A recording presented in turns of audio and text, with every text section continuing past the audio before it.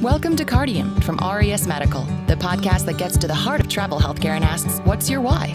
With each episode, we explore the topics and issues that impact healthcare professionals in the fields of nursing and allied health. Now, here are your hosts, Sunny and Matt. Welcome to another episode of Cardium. If you are a subscriber, welcome back, family. Thank you for being part of our Cardium family. If you're a new listener, thanks for stopping by. We hope you enjoy this podcast, and we would love for you to subscribe so you can enjoy future podcasts. Not joining me today is my partner in crime, Sunny. Sunny is feeling under the weather today. So, folks, you've got me, and we wish Sunny the best of health and when she can join us for the next podcast. I say this all the time, and you folks have heard me before talk really about how excited I am for the podcast. This is another good one. It's relatable, and I think it'll be really relatable to our audience out there. We talk about healthcare providers, healthcare professionals, people that get into this industry, and there's a lot of education behind that. And whether you're a technologist, a nurse, a therapist, there's a certain amount of education that you need to bring to the table, and you can't practice. And education, generally speaking, the pathway is you go out, you get your schooling, and you do your thing, and you get a job, and you work your career, and you maybe decide to travel, and maybe continuing that education really isn't a thought. And for those people out there that decide, man, I've done this thing, whether it's being a nurse, technologist, therapist for a while now, but man, there's more I can do, and maybe there's more I can do in healthcare. This is going to be the podcast for you. If you've thought about it, if you've thought, wow, how do I balance those things out? And is this really for me? And how do other people do it? And then how do other people do it who travel? I think that you too will be excited about today's podcast because our guest today has done all those things. So I'm really, again, excited to bring our guest on board, and we'll have some questions. I will have some questions for her about what led her down this path. And I think there's a lot that we can learn. So before I bring Crystal on board, I want to read a little bit about what she's done and where she's at today. Crystal Funke is a doctor of physical therapy who has been traveling for over 6 years. I learned just today that she's recently taken a perm job now after that traveling. So congratulations, Crystal. She's a 2010 graduate of Kansas State University and a 2013 graduate of Southwest Baptist University. She's currently enrolled in school pursuing her Master's of Healthcare Administration. In her spare time, Crystal likes to travel, obviously, explore the local restaurants and wineries, catch up on live music, and visit her nieces and nephews. Thank you for joining me today, Crystal. Thank you. Well, as you heard in the opening, talking about education, you've done this traveling gig up until yesterday for 6 years. But before that, spent a significant amount of time in school pursuing your doctor's of physical therapy, which was not an easy task. That's a long road, long path, but you got it. And maybe just like others out there, you thought, okay, this is it. I'm going to get down this road and continue practice, see where life takes me, maybe do this traveling thing for a while. And maybe you can kind of tell us about what led us down your journey and the decision you made as far as why you wanted to become a physical therapist, and then the decision to start traveling and what led you to taking a permanent job. Okay. Originally, I was unsure in undergrad what I wanted to do. However, I had shoulder surgery when I was 19 and had to go through physical therapy. And it was while I was in therapy myself that I realized, hey, this is a career that I could do. I really liked it. And that kind of changed how I was participating in school. It kind of lit a fire under my bottom, and I became more interested in what I was actually learning. So from there, I went to Southwest Baptist and got my doctorate in physical therapy.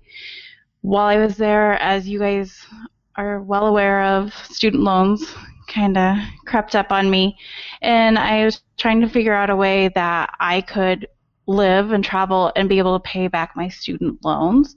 And travel therapy happened to be one of the options. You guys presented at my school. We had a job fair in the hallway, and actually Sunny was there. And it was an option that I hadn't really considered before meeting you guys.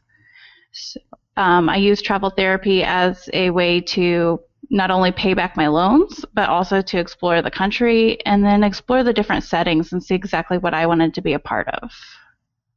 Yeah, that's pretty exciting. And just the option of being able to get out there and start traveling and looking at graduating and trying to not only get into your career but see some exciting places, and all while you're paying off the student debt that you had there. I mean, you're kind of filling all the needs that you need to right there at once, and you're doing this right out of school. So that's obviously, it's probably not something you planned on when you decided to become a physical therapist right away. I mean, the travel world was probably something that was opened up to you when the student outreach folks visited your school. Yes. While I was out doing my clinicals, it was nice to be able to change different settings.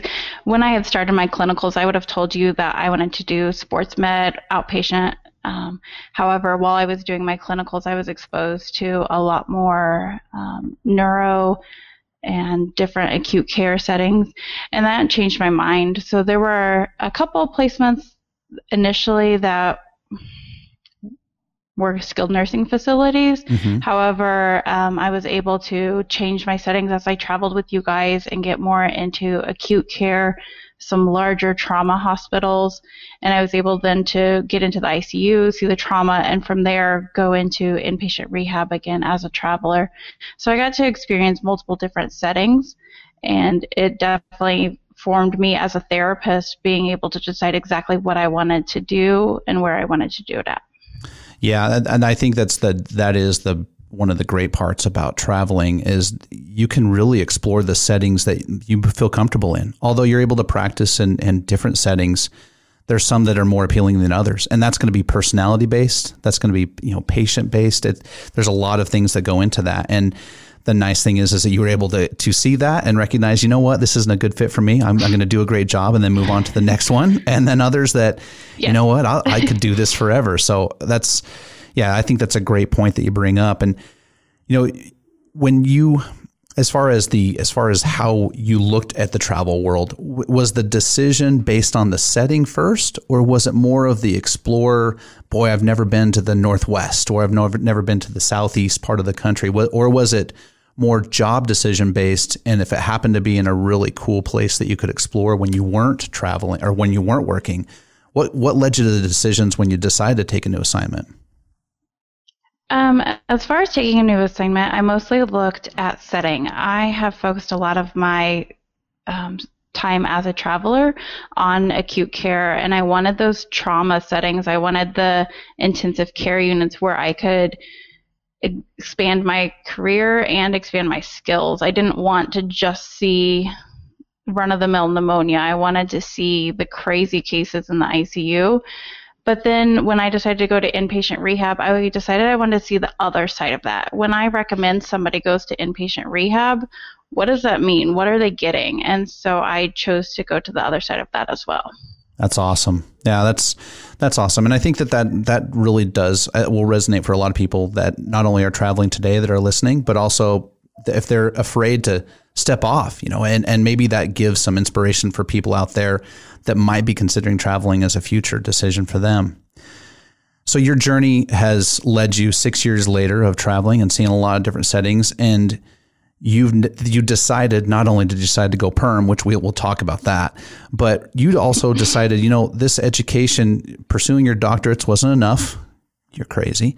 But you decided that maybe there was other things out there education wise that would allow you to even pursue different goals or more goals. What led you to the decision that you want to go back to school? Yeah.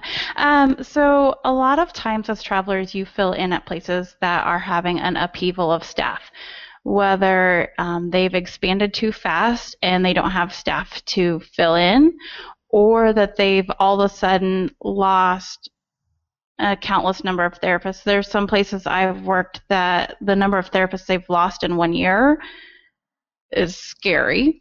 So I decided to look at why are they losing these staff? What is going on at either the immediate management level or even the executive level? Why are all these staff members leaving this place?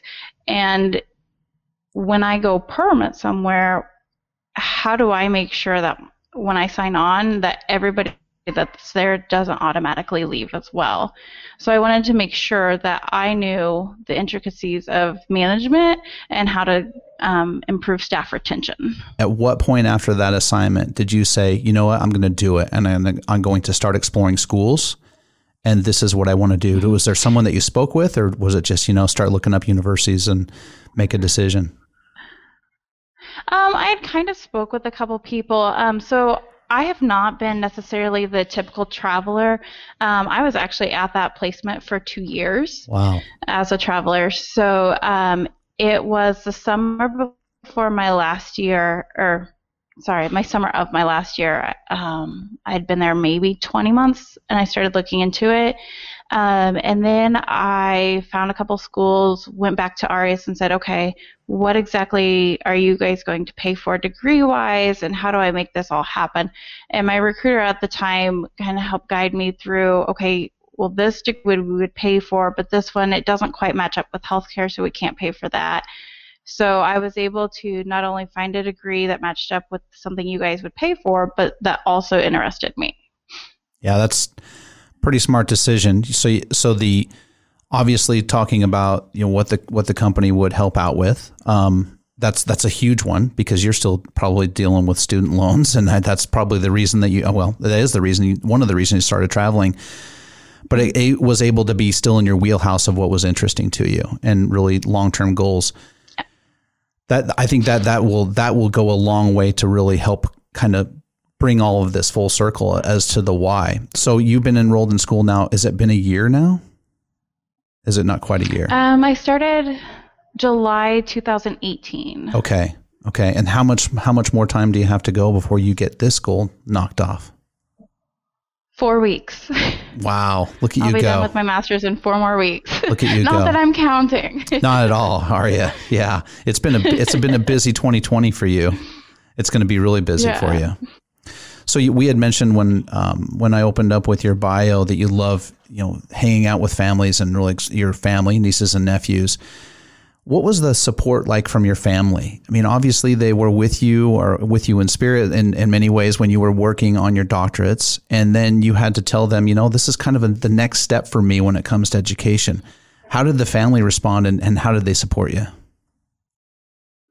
As far as my family goes, my mom was really supportive of it. She herself is an accountant, so I had to take a lot of accounting classes with this program, and so she would help me through some of those classes. I haven't done accounting since undergrad, probably sophomore year, so I needed help with refreshing on those. I also had a good friend of mine that lived with me. She's actually a traveler with you guys too. We were on assignment together. She would help brainstorm through some ideas, and my boyfriend was very supportive of it as well. However, it is hard to say, no, I can't go do that. I still have homework to do, or I can't go out to that concert, or I can't do this weekend because I have a final due, whatever it may be. They were all very supportive, very accommodating. Homework came first. Yeah, and it is a short-term pain for a long-term gain, isn't it? Yeah, absolutely. As a as a therapist in general, it's very physical, and I didn't see that I would be able to do my job my entire life, especially doing inpatient rehab or in the ICU. The trauma patients, it's a lot of intensity that you have to give, and I can't do that when I'm 65. So I wanted to find something else that I could still incorporate my skills, but still have a job with. Yeah, that's great.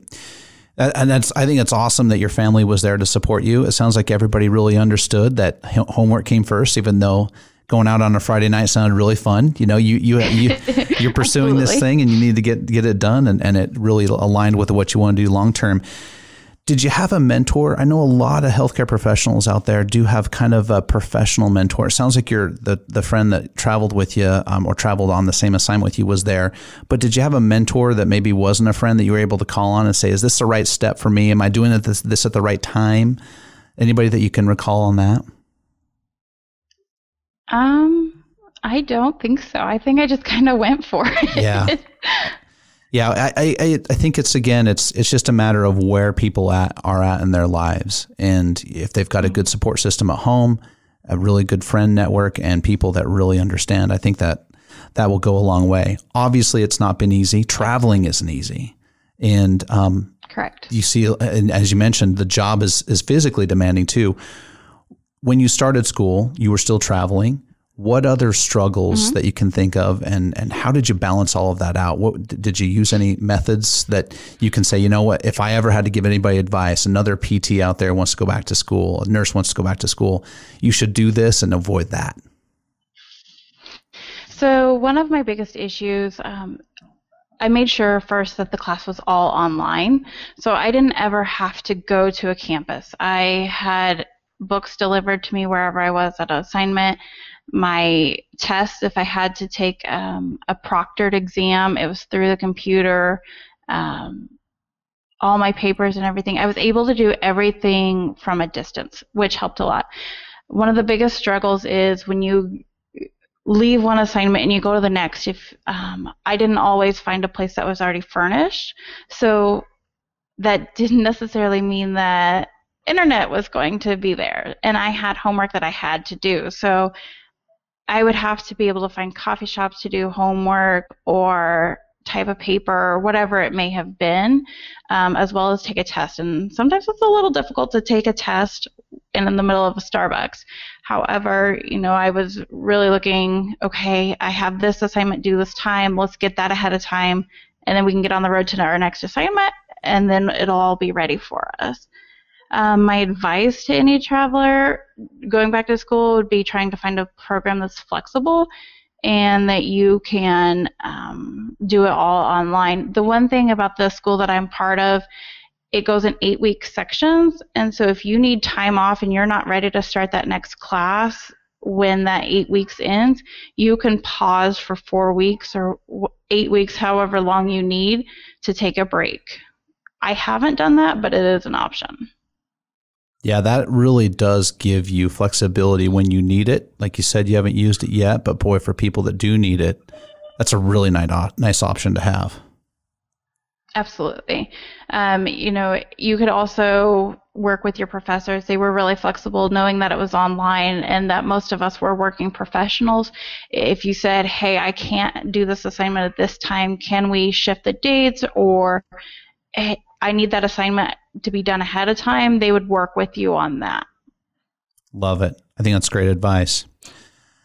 So, Crystal, you've taken a perm job. You're 4 weeks away, and no one's counting until you receive that degree. You travel for 6 years. You've reset your goals, and once you get that degree and you've started your perm job, you're probably going to have a new set of goals in mind. If you had to write your own story about where you'd like to be in 6 years, where do you see yourself? And what does the degree that you're pursuing, along with your doctorates of physical therapy, what do those two things combined look like for you in the next 6 years? So in the next 6 years, I would like to be in a director position or a management position. However, I don't want to give up patient care. Too often I see that managers get out of that patient care realm and forget what it's like to be a frontline employee, forget what it's like to deal with patients on a daily basis who maybe don't necessarily want to do therapy. So while I would like to be in a management position, I also don't want to give up that patient care aspect. Yeah, I think that's really important. I think you're really trying to strike that balance there. And I think that will go a long way, especially understanding those goals. Yeah, absolutely. And I think even as an employee, to be able to see a manager that helps out to, hey, I'm going to take this extra patient load for you, that I think that really helps as an employee to see that your manager is willing to help out. Absolutely. We love talking with travelers. Now I'm talking with a former traveler because you took that job, but talking with travelers is if you could offer advice to a traveler, somebody new, getting new into the industry. It doesn't have to be a physical therapist. It can be a nurse or a tech or a therapist themselves. give us some real quick pieces of advice, because 6 years is a long time. I know that you extended on some of your assignments and you spent some significant time there, but people looking to get into it, give us some advice on what would be the best bet on how to make that type of career successful from your point of view. To live minimally. So everything I own can fit into my car, and I am able to pack up quickly and go on to the next location. So you have to be flexible as well. Your contract may get canceled, so you have to be able to move on to the next place. I love that. And it's almost like it's you're working for the CIA or something, Crystal. But hey, I think it's great advice. Try to be a little bit minimalistic when it comes to moving from assignment to assignment. Before we wrap up today, I think getting back to really the topic of our conversation. But when people are looking at getting back to school, what do you think stops? What do you think is the roadblock for a healthcare professional when they're considering going back to school? They might have been practicing for a while. And what are the biggest obstacles, and how do you overcome those? And how would that be something that if you were to offer advice on that side of the world, that you could offer someone if they're on the fence of going back to school? If you can have an employer that will pay for your schooling, absolutely. The other issue would be time. You have to make it work, whether that means, hey, you don't get to watch this TV show tonight because you have to start on this paper, or you don't get to go out to all the dinners or brunches or whatever it may be just because you've got things to do. But in the long run, I think it's worth it. I am almost done with my master's. I am on my capstone currently, and as soon as that is done, I'm done and won't have to do this anymore. That's great advice. I think that's really good advice. And hopefully those words of advice will push someone to taking the plunge and getting out there and exploring their next step in their career. So thank you for that. Well, before I let you go, we love to ask our guests one final question. We ask every guest, and I think it's a really important one. Everybody has different answers, and we would love to know yours. So before I let you go, Crystal, what is your why? My why for being a physical therapist is to help people get back to who they were before. When I had therapy on my shoulder, I had been an athlete my entire life, and all of a sudden couldn't do it anymore. I had been a catcher. I couldn't throw a ball from home plate to the pitcher anymore before my surgery.